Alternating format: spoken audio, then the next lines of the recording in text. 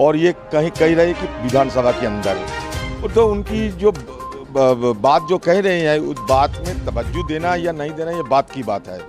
अब ये बहुत सारे ऐसा कभी कभी बोलते हैं फिर बदल जाते हैं, तो ये अदली बदली की उनकी स्वभाव है। तो इस जल्दबाजी में मैं इस विषय पे कोई टिप्पणी नहीं कर सकते, क्योंकि अगर हेलो, हमारा न्यूज चैनल न्यूज बीट्स में आपका स्वागत है। मैं हूं भूमिका।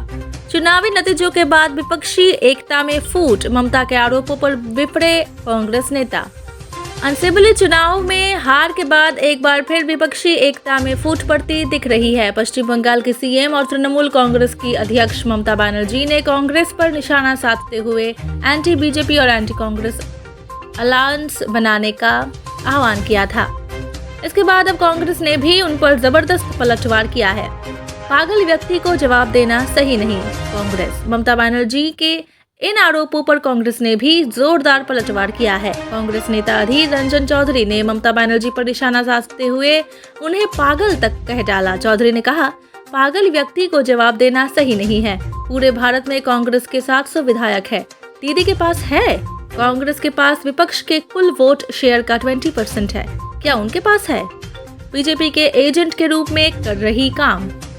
उन्होंने कहा कि कांग्रेस न होती तो उनके जैसे नेता भी न होते। अधीर रंजन चौधरी ने आगे कहा कि ममता बनर्जी बीजेपी को खुश करने और उनके एजेंट के रूप में काम करने के लिए ऐसा कह रही है।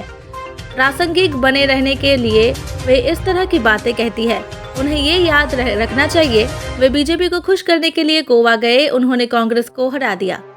दीदी ने गोवा में कांग्रेस को कमजोर किया, ये तो सभी जानते हैं। कांग्रेस में अब वह बात नहीं रही। पश्चिम बंगाल के मुख्यमंत्री ममता बनर्जी ने शुक्रवार को कांग्रेस के खिलाफ बयान दिया था।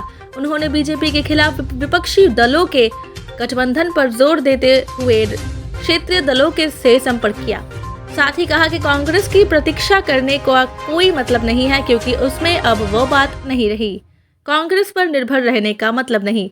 सीएम ममता ने कोलकाता में संवाददाताओं से कहा, मुझे लगता है कि सभी राजनीतिक दल जो भाजपा का मुकाबला करना चाहते हैं उन्हें मिलकर काम करना चाहिए। कांग्रेस पर निर्भर रहने का कोई मतलब नहीं है, उनकी अब जीतने में रुचि नहीं।